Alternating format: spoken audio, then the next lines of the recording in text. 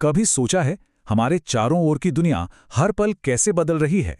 देखिए ना, बर्फ पिघलकर पानी बन जाती है, लोहे पे जंग लग जाता है, दूध से दही जम जाता है।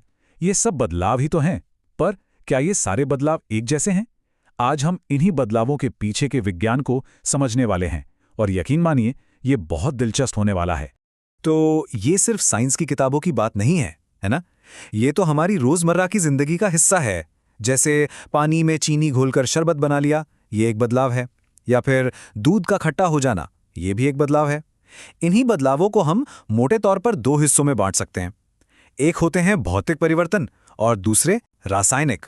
जरा इन दो तस्वीरों को देखिए। एक तरफ कागज को बस टुकड़ों में काटा गया है, और दूसरी तरफ लोहा है जिस पर बुरी तरह से जंग लग चुका है। हैं तो दोनों ही बदलाव, पर इनमें जमीन आसमान का फर्क महसूस होता है ना? एक काफी सिंपल सा लगता है, जबकि दूसरा एकदम पक्का, परमानेंट सा। तो भाई, इन दोनों के बीच असली बुनियादी फर्क है क्या? चलिए आज इसी को समझते हैं। तो चलिए सबसे पहले और सबसे आसान वाली कैटेगरी से शुरू करते हैं, यानी कि भौतिक परिवर्तन। ये वो बदलाव हैं जो हम हर दिन देखते तो हैं, पर शायद इतना ध्यान नहीं देते। जैसे ये कागज काटने वाला काम ही ले लीजिए।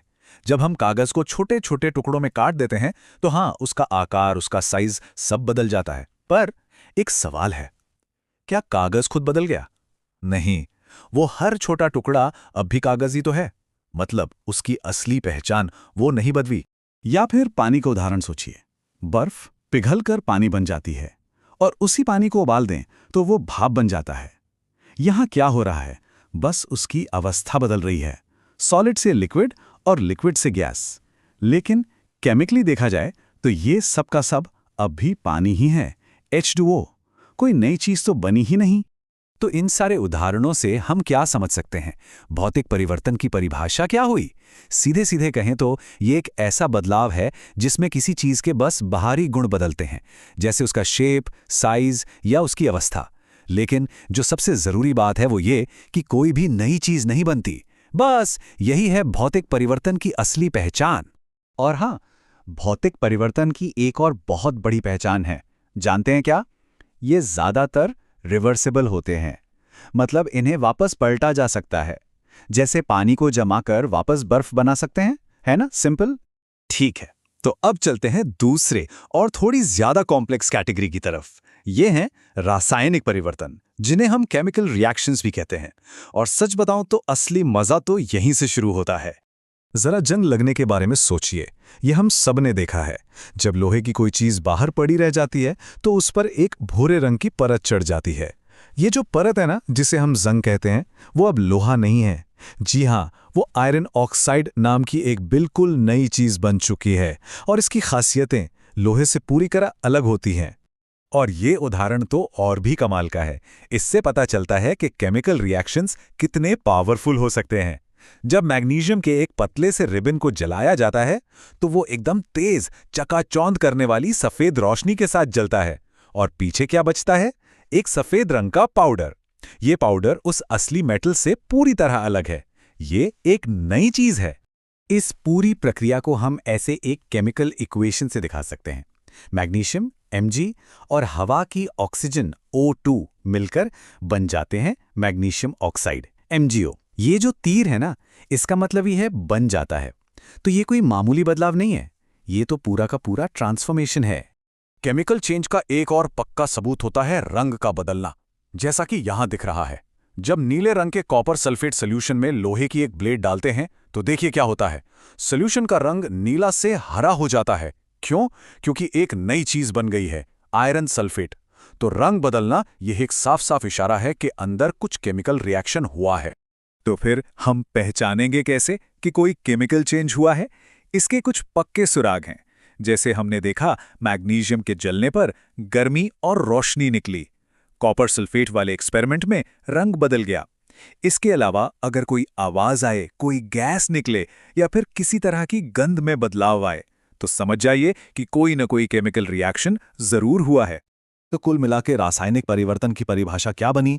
ये एक ऐसा बदलाव है जिसमें हमेशा एक या एक से ज्यादा नई चीजें बनती हैं। ये भौतिक परिवर्तन से एकदम उल्टा है, जहां चीज की पहचान वही की वही रहती है। पर यह सब जानना इतना जरूरी क्यों है? चलिए एक बार फिर से जंग लगने वाले उदाहरण पर लौटते हैं ताकि इसका असली दुनिया पर असर समझ सकें। ये सिर्फ एक मज़ेदार साइंटिफिक प्रोसेस नहीं है, इसके नतीजे बहुत बड़े होते हैं। सोच कर देखिए, लोहा कहाँ कहाँ इस्तेमाल नहीं होता, पुल, जहाज, गाड़ियाँ और ना जाने क्या क्या बनाने में। तो जंग लगने से जो पैसों का नुकसान होता है वो बहुत बहुत ज्यादा है। ये धीरे धीरे इन बड़ी बड़ी चीजों को अंदर से खोखला कर देता है, उन्हें कमजोर और खतरनाक बना देता है। और जंग लगने की प्रक्रिया का ये रहा समीकरण। अब इसमें ध्यान देने वाली बात यह है कि जंग लगने के लिए दो चीजें होना बेहद जरूरी हैं, एक तो ऑक्सीजन और दूसरा पानी या नमी। तभी तो जो कोस्टल एरियाज होते हैं, जहां हवा में नमी ज्यादा होती है, वहां चीजों पर जंग बहुत तेजी से लगता है। तो अब सवाल आता है, इसे रोकें कैसे? देखिए, आइडिया बहुत सिंपल है। लोहे को किसी भी तरह ऑक्सीजन और पानी के कांटेक्ट में आने से रोकना है। इसके लिए दो आम तरीके हैं। पहला, उस पर पेंट या ग्रीस की एक परत चढ़ा दो, या दूसरा गैल्वेनाइजेशन नाम का एक प्रोसेस करो, जिसमें लोहे पर जिंक जैसी किसी और धातु की लेयर चढ़ा दी जाती है। दोनों ही तरीके एक शील्ड की तरह काम करते हैं। तो जैसा कि हमने देखा, ये भौतिक और रासायनिक परिवर्तन हमारे चारों तरफ लगातार हो रहे हैं।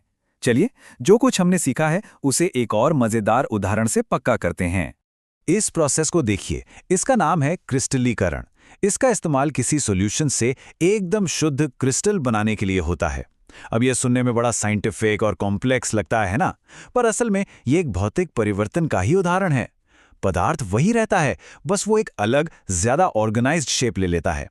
इससे पता चलता है कि सिंपल से दिखने वाले बदलाव भी कितने काम के हो सकते हैं। तो चलिए एक बार फटाफट सब कुछ समेट लेते हैं। याद रखिए, भौतिक परिवर्तन में कोई नई चीज नहीं बनती और ये अक्सर रिवर्सिबल होता है, मतलब इसे पलटा जा सकता है। दूसरी तरफ रासायनिक परिवर्तन में हमेशा एक नई चीज बनती है जिसके गुण भी एकदम नए होते हैं, और ये ज्यादातर इरिवर्सिबल, यानी कि इसे पलटा नहीं जा सकता। और इससे पहले कि हम आज की बात खत्म करें, जरा इस कमाल की चीज को देखिए। दिल्ली के पास ये जो लौह स्तंभ है, ये 1600 साल से भी ज्यादा पुराना है और आज तक इस पर जंग नहीं लगा है। दुनिया भर के साइंटिस्ट इसकी जांच कर चुके हैं और ये हमारे प्राचीन भारत की मेटल टेक्नोलॉजी का एक जीता जागता शानदार सबूत है। और अब एक सवाल आप सबके लिए। जब एक मोमबत्ती जलती है तो उसमें भौतिक और रासायनिक दोनों तरह के बदलाव एक साथ होते हैं। तो हमने आज जो कुछ भी सीखा, उसके आधार पर क्या पता लगाया जा सकता है कि वो कौन-कौन से बदलाव हैं?